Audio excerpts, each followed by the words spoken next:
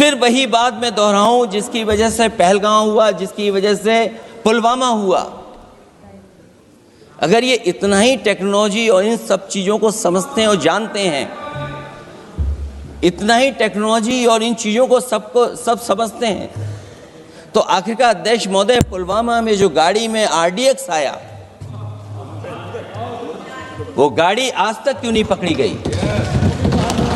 और शायद भारतीय जनता पार्टी के लोग ये जानते होंगे कि बहुत सारे विभाग सरकार के होते हैं, सैटेलाइट इमेजेस देते हैं।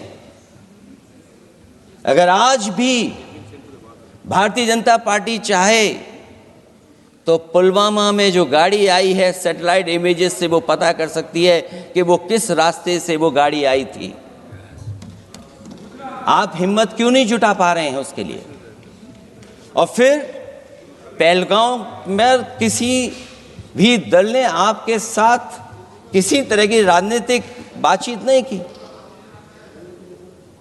लेकिन राजनीतिक लाभ आपने कांग्रेस पार्टी से भी उठाने की कोशिश की, हमारे से भी उठाने की कोशिश की। अगर डेलीगेशन भेजना ही था आपको तो पॉलिटिकल पार्टीज तय करती हैं, आप नहीं तय कर सकते। ये राजनीति कौन कर रहा है? और फिर अध्यक्ष महोदय, राजनीति करने वाले वो लोग जो अपने चुनावी भाषण में कह रहे थे कि POK हम 6 महीने में ले लेंगे, हम अक्साई चिन्ह ले लेंगे। इसीलिए मैंने सवाल पूछा अध्यक्ष महोदय सरकार से कि जिस समय सरकार में भारतीय जनता पार्टी आई, उस समय भारत का क्षेत्रफल क्या था और भारत का क्षेत्रफल आज क्या है? क्या 5 फिंगर्स, पेंगोंग लेक, गलवान घाटी, रजांगला, उसका जवाब किसके पास है? सरकार के पास है क्या कि नहीं है?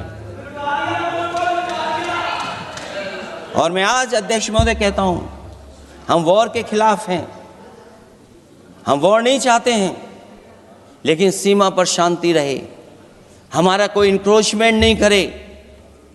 झगड़ा मैं आज भी कहता हूं, ये लड़ाई आपको, जो लड़ाई हुई है वो पाकिस्तान से आप नहीं लड़े हैं।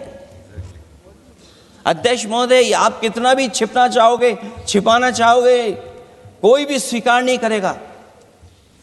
ये जो लड़ाई लड़ी गई है, ये आपको चीन से लड़नी पड़ी थी। और जो समय आप बताते हैं कि इस समय से इस समय तक हमारी एयरफोर्स और हमारे लोगों ने हमला किया, टेररिस्ट लोगों के तमाम सेंटर्स को ख़त्म किया है, तो हमारे मन में भी एक इच्छा आती है कि हमारे सबसे बेहतरीन एयरक्राफ्ट जो नींबू और मिर्च लगा करके जिनकी पूजा की गई थी, वो कितने उड़े थे? हम और सवाल नहीं पूछना चाहते हैं हम आपसे, मैं केवल इतना पूछना चाहता हूं कि जिन एयरक्राफ्टों को नींबू और मिर्च लगाकर के पूजा की गई थी, वो एयरक्राफ्ट कितने उड़े थे? हम सबको याद है, जो नई पीढ़ी के बच्चे हैं उनको पता नहीं है, हम सबको पता है।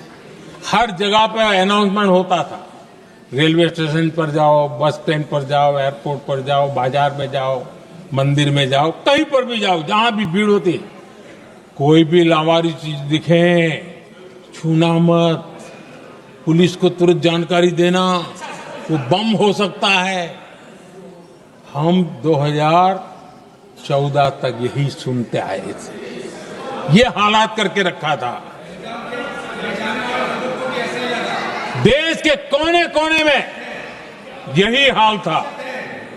माहौल ये था कि जैसे कदम कदम पर बम बिछे हैं और खुद को ही नागरिकों ने बचाना है, उन्होंने हाथ ऊपर कर दिए थे, अनाउंस कर दिया। आदरणीय अध्यक्ष जी, कांग्रेस की कमजोर सरकारों के कारण देश को कितनी जानें गंवानी पड़ी, हमें अपनों को खोना पड़ा। आदरणीय अध्यक्ष जी, आतंकवाद पर ये लगाम लगाई जा सकती थी। हमारी सरकार ने 11 साल में ये करके दिखाया, एक बहुत बड़ा सबूत है। 2004 से 14 के बीच जो आतंकी घटनाएं होती थी, उन घटनाओं में बहुत बड़ी कमी आई है। इसलिए देश भी जानना चाहता है, अगर हमारी सरकार आतंकवाद पर नकेल कस सकती है तो कांग्रेस सरकारों की ऐसी कौन सी मजबूरी थी कि आतंकवाद को फलने फूलने दिया। आदरणीय अध्यक्ष जी, कांग्रेस के राज में आतंकवाद अगर फला फूला है तो उसका एक बड़ा कारण इनकी तुष्टीकरण की राजनीति है, वोट बैंक की राजनीति है। जब दिल्ली में बाटला हाउस एनकाउंटर हुआ, कांग्रेस के एक बड़ी नेता के आंख में आंसू थे, आतंकवादी मारे गए इसके कारण। और वोट पाने के लिए इस बात को हिंदुस्तान के कोने कोने में पहुंचाया गया। आदरणीय अध्यक्ष जी, 2001 में देश की संसद पर हमला हुआ था।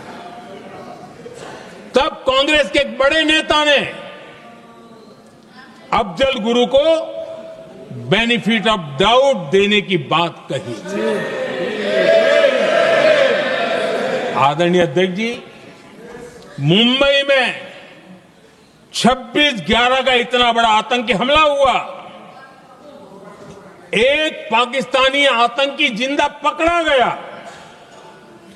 पाकिस्तान की मीडिया ने, दुनिया ने यह स्वीकार किया कि पाकिस्तानी है,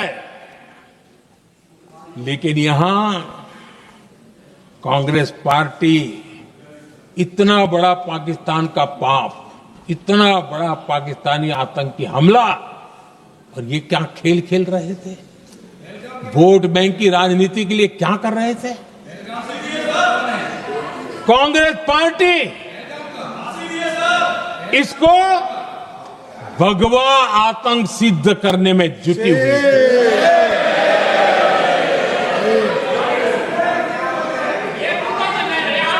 कांग्रेस दुनिया को हिंदू आतंकवाद की छड़ी बेचने में लगी हुई थी।